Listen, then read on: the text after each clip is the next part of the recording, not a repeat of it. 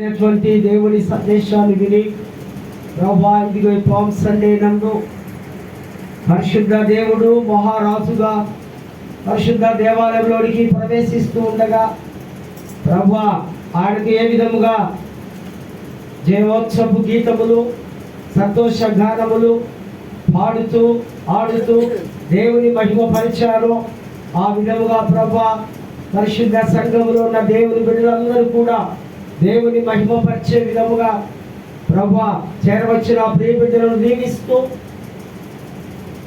ఆకాశపు వాకిలు విప్పి నీ సన్నిధి మా మధ్యలో కనపరచగలరని యేసు నామమున వేడుకొంచున్నాము తండ్రి, ఆమేన్. దేవుని మహాపరిశుద్ధ నామానికి వందనాలు చెల్లిస్తూ మరి అదేవిధంగా ఈ యొక్క అద్భుతమైనటువంటి శ్రేష్టమైనటువంటి విలువైనటువంటి ఘనమైనటువంటి వాక్య పరిచర్య నాకు అనుమతి అనుగ్రహించినటువంటి అధ్యక్ష మండలపు పీఠాధిపతి గారికి, వైస్ చైర్మన్ గారికి, మిగతా చైర్మన్స్ అండ్ నాతోటి గురువులకు అందరికీ కూడా క్రీస్తు పేరట ఉదయకాల శుభములు, దైవాశీస్సులు, మండల ఆదివారపు ఆశీస్సులు తెలియపరుస్తూ మరి అంత మాత్రమే కాకుండా చేరవచ్చిన పరిశుద్ధ సంఘం, సంఘ నాయకులు, దూర ప్రాంతం నుంచి వీక్షిస్తున్నటువంటి వీక్షక ప్రేక్షకులకు, స్నేహితులకు అందరికీ కూడా ఈ యొక్క పామ్ సండే శుభములు, దైవాశీస్సులు తెలియపరుస్తూ ఇటు ఆరాధనకు ప్రేమతో మీకు ఆహ్వానాన్ని తెలియపరుస్తూ స్వాగతం మీకు తెలియపరుస్తున్నాను. క్రీస్తునందు ప్రేమైనటువంటి దేవుని బిడ్డలారా, చాలా ప్రాముఖ్యమైనటువంటి సండేగా ఈ పరిశుద్ధ ఆదివారం క్రైస్తవ జీవితానికి ఒక మూలరాయిగా, ఒక బలమైనటువంటి ఆదివారముగా ఈ ఆదివారం నాడు ప్రభు యెరూషలేము దేవాలయానికి ఒక రాజుగా రావడం, ఆయన వెంబడి అనేకమైనటువంటి ప్రజలు రావడం, ఆ ప్రజలందరూ ఆయనకు జయోత్సవము, జయగీతములు, జయపాటలు పాడుతూ హోసన్నా హోసన్నా మమ్మల్ని రక్షించుము, రైట్స్ నౌ సేవ్ us, ఇప్పుడే మమ్మల్ని కాపాడుము అంటూ వినాదములు చేస్తూ ప్రభువును గణపరుస్తున్నటువంటి ఆ యొక్క ప్యాసేజ్ను, ఆ మాటలు కానీ మనం చూస్తూ ఉంటున్నాం. చాలా ప్రాముఖ్యమైనటువంటి ఆదివారముగా ఎంచబడి ఉంది. కారణం ఏమంటే యేసు ప్రభు అంతకు ముందుగా బెతనీ గ్రామంలో కాపురం ఉన్నాడు, తరచూ ఆ ఇంటికి వెళుతూ ఉన్నాడు. ఆయన ఇంచుమించు 10 పర్యాయములు యెరూషలేము దేవాలయంలోనికి రావడం, ఇది 11వసారి యెరూషలేములోనికి వస్తూ ఉంటున్నాడు. ఆయన ప్రవేశం, ఆయన రావడం ఒక అద్భుతమైనటువంటి ఈవెంట్గా ఇక్కడ మనము చూస్తూ ఉంటున్నాం. ఒక వింత అనుభవం. రాజులు సామాన్యంగా గుర్రాలు వాడతారు. గుర్రాలు యుద్ధానికి గెలుపుగా, గుర్రాలు వేగానికి గుర్తుగా, గుర్రాలు హుందాతనానికి గుర్తుగా, గుర్రాలు చలాకీగా, హుషారుగా, చాలా బలం కలిగినదిగా, అటువంటి వాటిని రాజులు యుద్ధానికి వాడతారు. కానీ ఈ దీన రాజు, ఈ వినయమైనటువంటి రాజు, తగ్గించుకునే ఈ రాజు ఒక గాడిద పిల్ల మీద ఎక్కి ఆయన ప్రయాణం చేయడం, ఇది వింతైనటువంటి అనుభవంగా ఉంది. గాడిద అంటే ఇది విలువలేనిది, బరువును మోస్తూ ఉన్నది. ఈ గాడిదకు విమోచన కావాలి. ఈ గాడిద కట్టబడి ఉంది.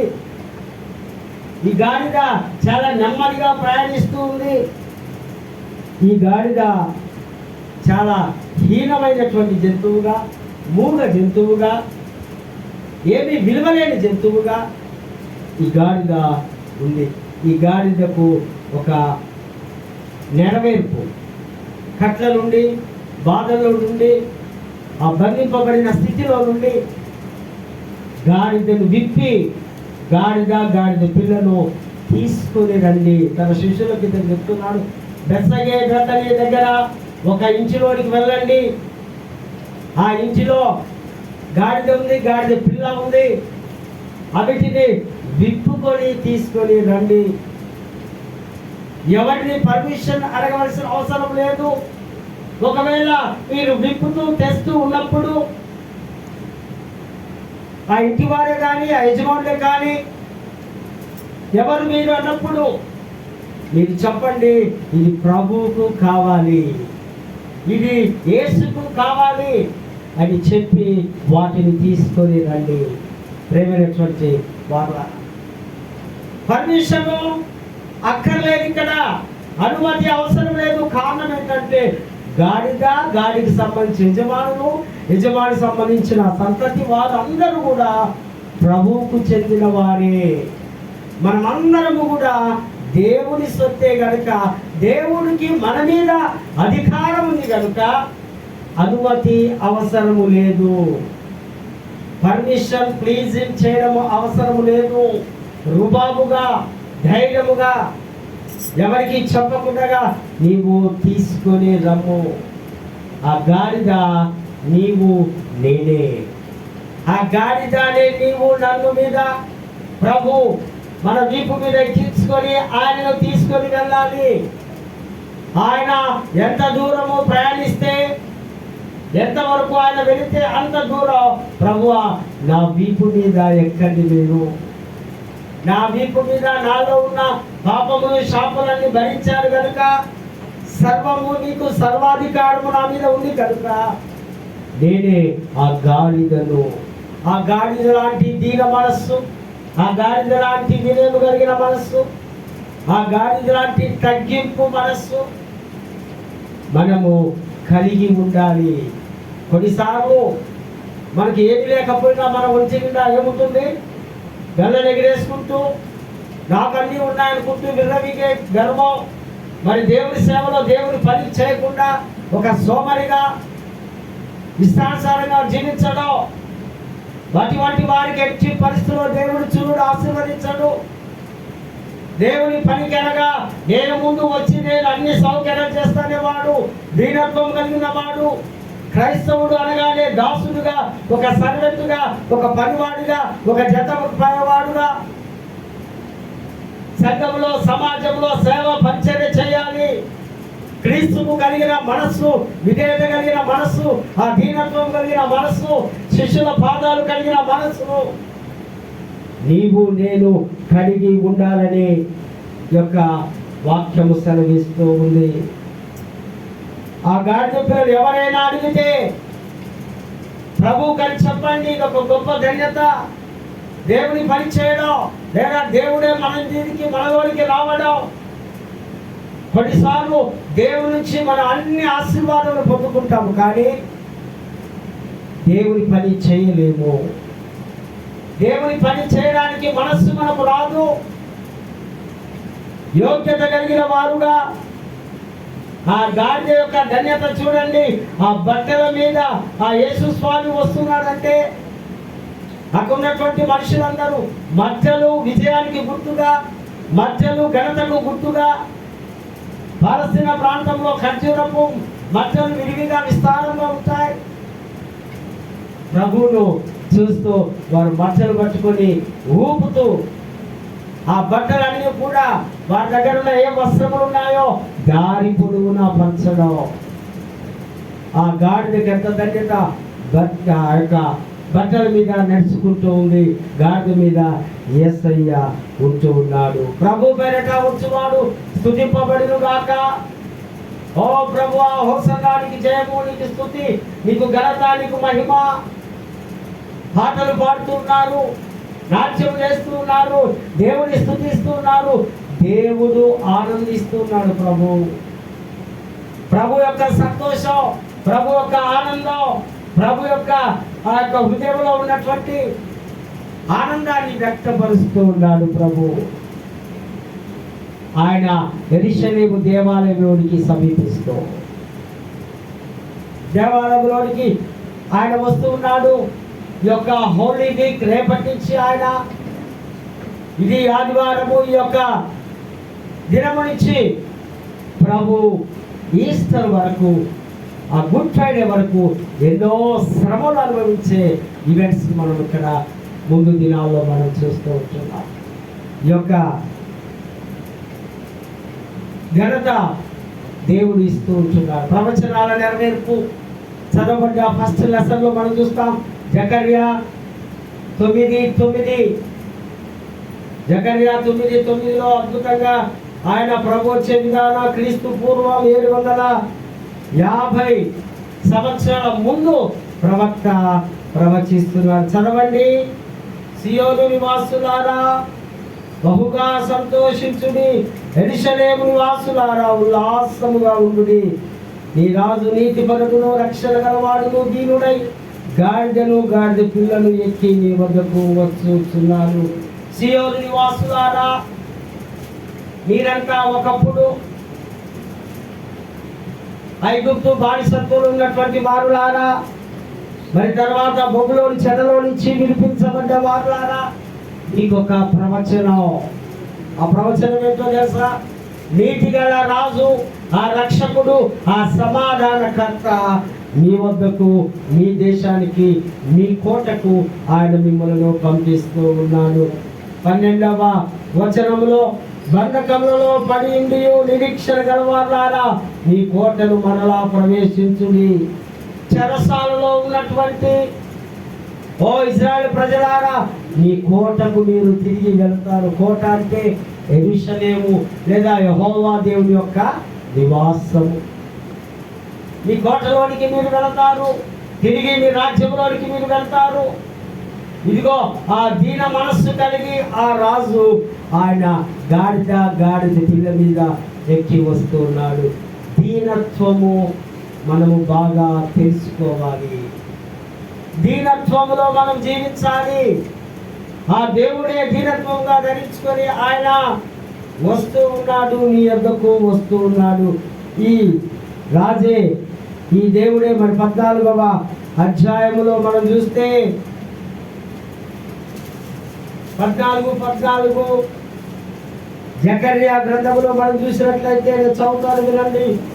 యూదా వారు యెరూషలేము వద్దకు యుద్ధము చేయుదురు. బంగారును వెండియు వస్త్రమును చుట్టూనున్న అన్యజనులందరి ఆస్తి అంత విస్తారముగా కూర్చబడును. ఆ దేవుడు తిరిగి వస్తూ ఉంటూ ఉన్నాడు. అన్యాయంగా చేస్తున్న వారిని ఆయన రక్షించడానికి, కాపాడడానికి, విడుదల చేయడానికి ఆయన వస్తూ ఉన్నాడు. 4వ వచనం చదవండి. 14వ అధ్యాయం 4th verses.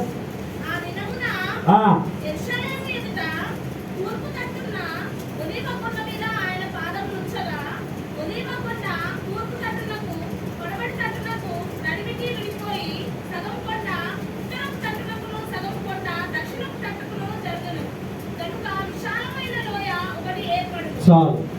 ఆ దినమున మరొకసారి ఆయన రాబోతున్నప్పుడు, మరొకసారి 2వ రాకడలో ఆయన వస్తూ ఉన్నప్పుడు, అప్పుడు ఇప్పటిలాగా ఈ శిష్యులు కానీ ప్రజలు కానీ ఆయన వెంట ఉండరు. ఆయన వెంట ఉన్నది దేవదూతలు, మహిమ కలిగినటువంటి వారు, ఆ యొక్క గొప్ప సైన్యంతో ఆయన గవర్నమెంట్స్ కూడా తల మెరిసేవిగా, సిలువలో ఏదో ఆ యొక్క ఆ మామూలు కాటన్ దుస్తులు కాకుండా ప్రకాశవంతమైన వాడిగా ఆయన సియోను కొండ మీద పాదము పెట్టినప్పుడు, ఆ కొండ సగముగా చీల్చబడినప్పుడు ఆ రాజు వస్తూ ఉన్నాడు. అప్పుడు దీనత్వం లేదు. ఆయన ఒక రాజుగా, ఒక వీరుడుగా, ఒక శూరుడుగా, ఒక పౌరుషము కలిగిన వాడుగా రాజు దిగి వస్తున్నటువంటి సందర్భాలు.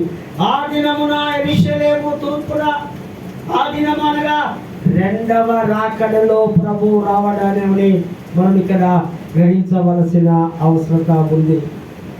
ఆయన సమాధానము, సంతోషమును తీసుకొని వస్తాడంటూ ప్రవచించిన ఈ యొక్క జకర్యా ప్రవక్తనే 14వ అధ్యాయం 4వ వచనంలో ఈయన ఆయన యొక్క ఉగ్రతను గురించి రాస్తూ ఉంటున్నాడు. ప్రభువా రమ్ము, మమ్మల్ని రక్షించుము, శాంతి సమాధానము మాకు కలుగజేయము. గాడిదలాగా మేము కూడా తగ్గించుకొని జీవిస్తాం కనుక ఆ వినయము, విధేయత, ఆ గర్వము గుర్రము వలె కాకుండా గాడిద వలె మేము ఉంటామని వాక్యాన్ని ఇక్కడ చూస్తున్నాం. మరి 3వదిగా దేవుని సేవలో వాడబడుట. బంధకము నుండి, పాపము నుండి గాడిదను ఏ విధంగా కట్టివేయబడి ఉన్నారో, బంధించబడి ఉన్నారో, గాడిద వలె మనము కూడా పాపం అనే బంధకములో, శాపం అనే బంధకములో, గర్వం అనే బంధకములో, అసూయ అనే గర్వం బంధకములో మనము కట్టబడి ఉన్నప్పుడు యేసురాజు వచ్చినప్పుడు ఆ ముడులన్నీ ఒక్కొక్కటి ఆయన తీసివేస్తూ పాపిని పరిశుద్ధులుగా మారుస్తూ అనేక బంధకముల నుండి ఆయన విడిపించడానికి ప్రభు సిద్ధంగా ఉన్నాడని లేఖన భాగాలు తెలియజేస్తూ ఉంటున్నాయి. రండి, ప్రభువును చూడండి, ఆయన జయ ప్రవేశాన్ని చూడండి. ఆయన జయవీరుడుగా మరి యెరూషలేము పట్టణంలోనికి ప్రవేశిస్తూ ఉంటున్నాడు. మొదటిగా గాడిదల గురించి బైబిల్ పరిశుద్ధ గ్రంథంలో ఉన్నటువంటి కొన్ని సందర్భాలు మనం జ్ఞాపకం చేసుకుందాం. ఆదికాండం 22వ అధ్యాయం 3వ వచనంలో అబ్రహామును దేవుడు ఒక కోరిక కోరుతున్నాడు. ఆ కోరిక ఏంటంటే, అబ్రహామా, నీవు ప్రేమించు ఇస్సాకును నాకు బలిగా నువ్వు ఇస్తావా? ఏకైక కుమారుడు, ఎన్నో సంవత్సరం తర్వాత పుట్టినవాడు, ఆయన మీద ఎన్నో ఆశలు పెట్టుకొని ఉన్నాడు. ఆ చిన్న వయసులో దగ్గర 16-17 ఇయర్స్ ఆ వయసు ఉంది ఇస్సాకు. అప్పుడు ప్రభు స్వరం చదవండి, ఆ మాట 3వ వచనం. లేచి తన గాడిదకు గంట కట్టి తన వారిలో ఇద్దరిని తన కుమారుడు ఇస్సాకును వెంటబెట్టుకొని దహన బలి కొరకు కట్టెలు చీల్చి లేచి దేవుడు తనతో చెప్పిన చోటుకి వెళ్ళాను. చాలు. మొరియా పర్వతం దగ్గరికి తన గాడిదను తీసుకొని, గాడిద మీద కుమారుని మీద ఆ యొక్క కట్టెలు, వస్తువులు, సామాగ్రిని పెట్టుకొని అబ్రహాము గాడిద దేవుని సేవ కొరకు వాడుతూ ఉన్నాడు. అబ్రహాముకు కలిగిన ఆ సంపదలో, ఆ ఆస్తిలో లేదా ఆయనకి ఏమేమి ఉన్నాయో అవన్నిటిని దేవుడికి ఇస్తున్నాడు. అబ్రహాము మాట గాడిద వింటూ ఉంది. ఆ గాడిద లేవు, మనం లేచి మోరియా పర్వతం దగ్గరికి వెళ్ళాలి. అక్కడ దేవుడు మనం పిలుస్తూ ఉన్నాడు. అందుకే చూడండి, దేవుడు ఏదైతే కోరుతాడో, ఎవరైతే ఇస్తారో వారిని అడుగుతాడు. దేవుడు అందరికీ అడగడు. అందరికీ అడిగి నాకు ఇవ్వండి అన్నాడు. అబ్రహాము నో అని చెప్పలేదు. అబ్రహాము దేవుని బ్రతిలాడలేదు. అబ్రహాము ఏడ్చి బాధపడలేదు. అబ్రహాము వెంటనే తన కుమారునితో తీసుకొని వెళ్ళినట్టుగా కింద భాగాల్లో మనం చూస్తాం. అక్కడ దేవుని సేవ కొరకు గాడిదను ఉపయోగించుకున్నారు. మరి రెండవదిగా సంఖ్యాకాండము 22వ అధ్యాయము 22వ వచనంలో బిలాము ఒక ప్రవక్త. ఈ బిలాము ప్రవక్త దేవుని మాటలు వినక ఆయన ఇష్టానుసారంగా ప్రవచిస్తూ ఆయన దగ్గర ఉన్నటువంటి తన గాడిదను తీసుకొని ప్రవచించడానికి ఒక ప్రాంతానికి బయలుదేరి వెళుతూ ఉంటే చూస్తున్నారా, 22వ వచనం చదవండి. అతడు వెళ్ళుచుండగా దేవుడు కోపము రగులుకొనెను. దేవుని కోపము రగులుకొనెను. యెహోవా దూత అతనికి విరోధియై త్రోవలో నిలిచెను. అతడు తన గాడిదనెక్కి పోవుచుండగా అతని పనివారు ఇద్దరు అతనితో కూడా నుండిరి. చాలు. దేవుని కోపము రగులుకొనడం, పాపంలో నువ్వు జీవిస్తే, పాపంలో నువ్వు మరణిస్తే, పాపానుసారంగా ఈ లోకంలో నీ యొక్క క్రియలు ఉంటే దేవుని కోపము రగులుకుంటుంది. బిలాము మీద దేవుని కోపం రగులుకొని యెహోవా దూత అడ్డుగా వచ్చి ఆ గాడిద మీద అప్పటికే 3 గాడిదలు కొట్టి ఉన్నాడు ఆయన. గాడిద కూడా ఇది తప్పు, ఆ గాడిద వెళ్ళకూడదు, ఇలాంటి బోధనలు మొండికేసినప్పుడు గాడిదలు కొట్టి ఉన్నాడు ఆయన. అప్పుడు దేవుడు అద్భుతంగా ఏం చేస్తున్నాడు, గాడిదకు నోరు ఇవ్వడం. గాడిదలు మాట్లాడతారండి అలా చూసినాం ఎప్పుడన్నా? అరుస్తాయేమో కానీ మాట్లాడు. గాడిదకు నోరిచ్చిన దేవుడు చూడండి ఎంత అద్భుతకరమైన గాడిద మాట్లాడసాగింది. గాడిదను బిలాము తన పని కొరకు, తన పాపం కొరకు వాడుకోవడానికి చూస్తే దేవుడు గాడిద ద్వారా మాట్లాడి బుద్ధి చెప్పి ఉన్నాడు బిలాముకు. మరి మూడవదిగా మనం చూస్తే న్యాయాధిపతులు 15వ అధ్యాయము 16వ వచనంలో న్యాయాధిపతులు అనగానే ఒక బలవంతుడు మనకు గుర్తుకు రావాలి. ఎవరైనా? సంసోను కదా. చూడండి 16వ వచనములో, ఒక గాడిద ఎముకతో సంసోను ఎంతమందిని 1000 మందిని యుద్ధం చేసి చంపేశాడు. గాడిద ఎముకలో ఉన్నటువంటి బలం 15వ అధ్యాయం 16వ వచనములో, ఆ గాడిద ఆ దవడ ఎముకను విరిచి దాన్ని పట్టుకొని ఫిలిస్తీన్లను 1000 మందిని ఆయన చంపినట్టుగా మనము లేఖన భాగాల్లో చూస్తున్నాం. గాడిదను దేవుని సేవలో వాడుకోవడం, దేవుని శత్రువులను చంపడానికి ఒక సాధనముగా దేవుడు ఇస్తున్నాడు. ప్రేమినటువంటి వారులారా, మరి దినం గాడిద ద్వారా మనం నేర్చుకోవాల్సింది, ఈ మఠలాది వారము నా ప్రభు యెరూషలేములోనికి వెళుతూ ఉన్నాడు, తగ్గించుకొని వెళుతూ ఉన్నాడు. ఆయన వెళ్ళడం ఆయన ఆనందముగా, ఆయన ఆనందాన్ని వ్యక్తపరుస్తున్నాడు. రెండవదిగా యెరూషలేము దేవాలయం ఎట్లా కాగానే ఆవేదన వ్యక్తపరుస్తున్నాడు, ఆవేశానికి గురవుతున్నాడు, ఆవేదన గురవుతున్నాడు. యెరూషలేము దేవాలయంలో జరుగుతున్నటువంటి ఆ పనులను చూసి ఆయన నొచ్చుకొని ఆయన కన్నీరు విడిచెను అని ఆ యొక్క 41వ వాక్యంలో మనం చూస్తాం. యెరూషలేము దేవాలయంలోనికి ప్రవేశించి ఆయన ఆవేదన అక్రాంతనకు గురవుతున్నాడు. అప్పటిదాకా సంతోషంగా ప్రజలందరూ ఆయన వెంబడి ఉన్నారు. ఆయనను ప్రజలు గణపరుస్తూ ఆనర్ చేస్తూ ఉంటే అక్కడ ఉన్నటువంటి ఆ యొక్క యూదులో పరిశ్రమలు శాస్త్రులు ఏంటయా వీళ్ళని ఎందుకు ఈ విధంగా ఇంత సంబరాలు జరుపుకుంటున్నావు? చూడండి 40వ వచనంలో చూస్తాం కదా, లూకా సువార్త 40వ వచనంలో 39-40లో ఎందుకు ఇంత సంబరాలు చేసుకుంటూ ఉన్నారు?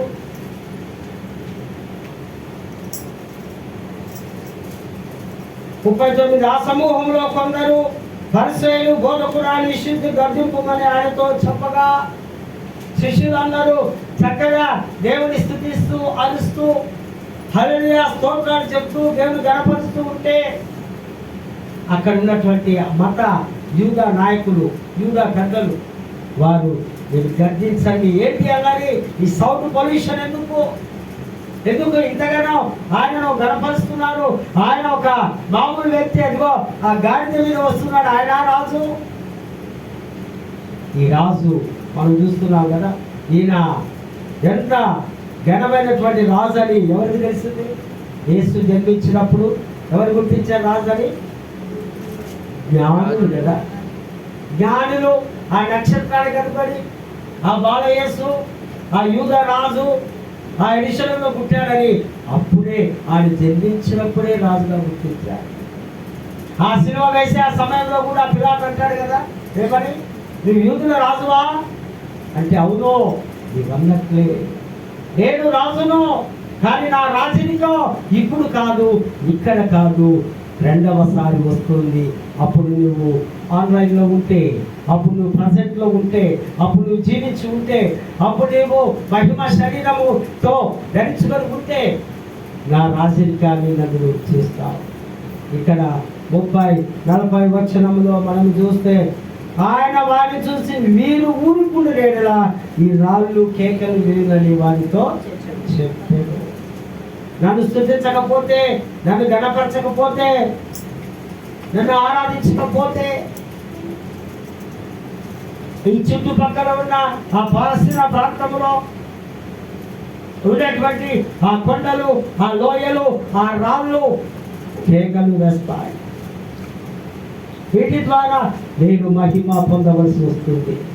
కనుకనే నాకు స్తుతులు ఘనత ఈ ప్రజలు ఇస్తూ ఉంటారు. ఈ చివరి ఆదివారం, ఈ ఆదివారం నుంచే ప్రభు ప్రతిరోజు ఒక శ్రమను పొందుకుంటూ ఆయన ప్రయాణము కొనసాగుతూ ఉంది. సోమవారం హోలీ వీక్లో సోమ, మంగళ, బుధ, ఓన్లీ థర్స్డే, ఫ్రైడే 5వ దినమందు ఆయన మరొక గొప్ప కార్యం, ప్రపంచానికి మరొక నూతన సృష్టిగా క్రీస్తు చేయబోతున్నారు. క్రీస్తునందు ప్రేమైనటువంటి వారు ప్రభు దగ్గరికి రండి, ప్రభు వాక్యాన్ని వినండి, దేవుని మాటలో స్థిరపడండి, ధైర్యముగా ఉండండి. ఈ లోకము, ఈ జీవితము మనది కాదు. మనం కొంతకాలం ఉండడానికే ప్రభు మనం ఇచ్చినారు.